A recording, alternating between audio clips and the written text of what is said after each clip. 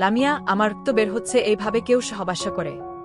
মনে হচ্ছে শকুন এর মতো আমাকে আচরে খাইতেছেন, শরীরে বা ঘের মত থাবা বসাচ্ছেন। এটা কি বিয়ের প্রথম রাতের বা সর রাত, নাকি আমাকে ভাড়া করে আনছেন এক রাতের জন্য? অনিক কোনো কথা না বলে চুপ করে সহবাস শেষ এই বিড়ি টানছে বিছানার এই পাশে বসে। লামিয়া, কি হলো, কথা বলছেন না কেন? অনিক কোনো কিছু না বলে ঘুমিয়ে পড়ল। লামিয়া সকালে ঘুম থেকে উঠে দেখে অনিক নেই। অনিক কোথায় গেল এত সকাল সকাল? পরে দেখে পাশে রুমে কার সাথে যেন কথা বলছে।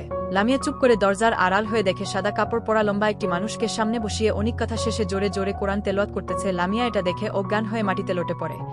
অনিক শব্দ পেয়ে কোরআন তেলাওয়াত বন্ধ করে দরজার পাশে এসে দেখে লামিয়া মাটিতে পড়ে আছে, তার হাত পা শরীর দিয়ে পানি পড়ছে, তার শরীর ঠান্ডা হয়ে গেছে, সে নিস্তব্ধ হয়ে পড়েছে।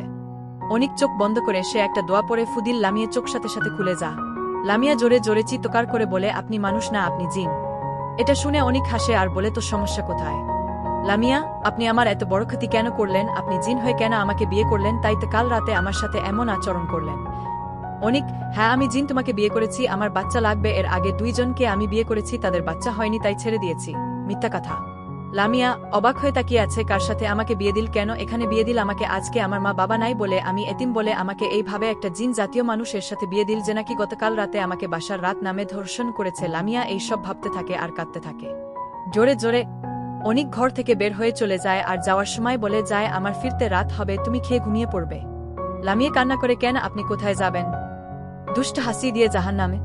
আর একটা কথা কান খুলে শুনে রাখ, আমি কি করব, কোথায় যাব তা কোনোদিন প্রশ্ন করবি না যেন।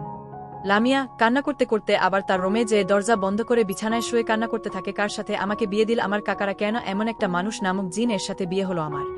আর মনে মনে ভাবতে থাকে, সকালে এটাকে ছিল কার সাথে কথা বলেছিল অনিক, এটার রহস্য কি? এই মানুষটাকে সবকিছু লামিয়া চোখে ঝাপসা লাগছে, সব ভাবতে থাকে। আসলে লামিয়ার মা বাবা হারিয়ে তার বয়স যখন 1 বছর 8 মাস থাকতে তার মা বাবা রোড অ্যাক্সিডেন্টে মারা যায়। তারপর থেকে সে তার কাকার পরিবার এই বড় হয়। সে ছিল অবহেলিত একটি নারী, কখনো ঠিক মতো ভাত দিত না। তারা মাছ মাংস দিয়ে ভাত খেলে, তাকে দেওয়া হতো পানির ভাত। আর বাসার সকল কাজ চাকরানি মতো করাত তার কাকি। আর ওরা জানত অনিক একটি খারাপ মানুষ, তাই লামিয়া বয়স 4 বছর হওয়া সত্ত্বেও তাকে অনিকের সাথে বিয়ে দেয়। অনিক একটি জঙ্গলে থাকে, চারপাশে বড়স্থান, লাশ্য দাফনের গোরস্থান। এখানে লামিয়াকে রেখে চলে গেছে, রাতে ফিরবে বলে। সন্ধ্যার সময় এখানে কোনো আজান এর শব্দ ও আসে না, চারপাশে জঙ্গল আর জঙ্গল।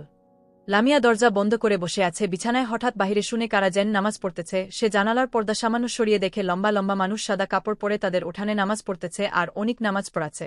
এটা দেখে লামিয়া নির্বাক দৃষ্টিতে তাকিয়ে আছে। হঠাৎ দেখে অনিক এর পিছনে লম্বা লম্বা সাদা কাপড় পরা মানুষগুলো অদ্ভুত হয়ে গেছে। নিমিষেই সে ভয়ে জানালা বন্ধ করে দেয়। পরে অনিক আসে ঘরে ভিতরে।